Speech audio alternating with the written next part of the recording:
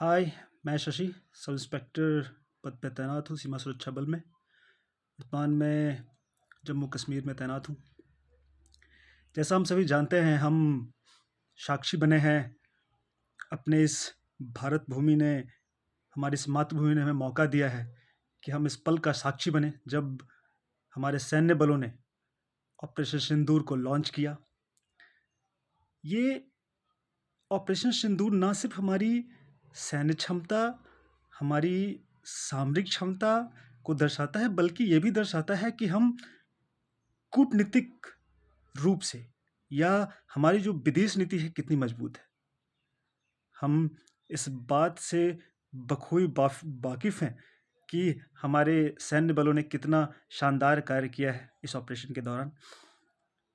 यह एक precise attack था हमारे दुश्मनों के ऊपर, जो कि बहुत ज़रूरत थी इसकी, क्योंकि हमारे दुश्मनों ने हमारे देश के अंदर पहलगाम में, जैसा कि आप जानते हैं कि 28 निर्दोष टूरिस्ट को उनके धर्म के आधार पर उनका कत्ल किया गया, उनकी बेरहमी से उनकी निर्मम हत्या की गई। तो इसके जवाब में हमारे सैन्य बलों द्वारा एक प्रिसाइज अटैक किया गया दुश्मन देश के अंदर, उन ठिकानों पर जहां आतंकवादी पलते हैं, उनके कैंप्स हैं, उनकी ट्रेनिंग कैंप्स हैं। मैं एक बात यहाँ और बताना चाहूँगा कि आपने गौर किया होगा कि दोनों तरफ से जब हमले हो रहे थे तो उसके बीच एक बहुत बड़ा फ़र्क था।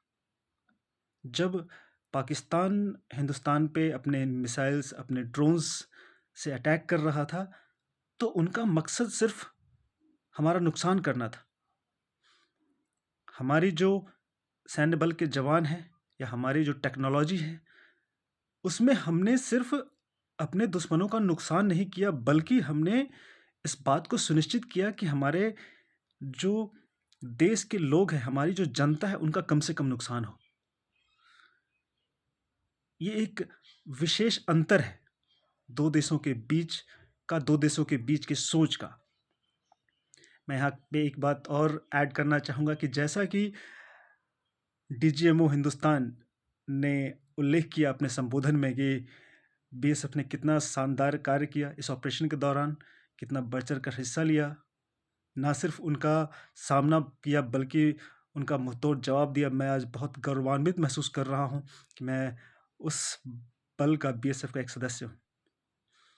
मैं आप सबों से रिक्वेस्ट करना चाहूँगा कि आप इस ऑपरेशन की कहानी को अपने बच्चों तक पहुँचाएँ, अपने घर में, अपने घर के परिवार के सदस्यों को बताएँ, ताकि वो समझ सकें कि इन सैन्य बलों का हमारी ज़िंदगी में कितना महत्वपूर्ण रोल है, हमारे देश की सुरक्षा, हमारे देश की अखंडता को कायम रखने में उनका कितना बड़ा योगदान है, ताकि बच्चे उनको समझें और अपने देश से प्रेम करें।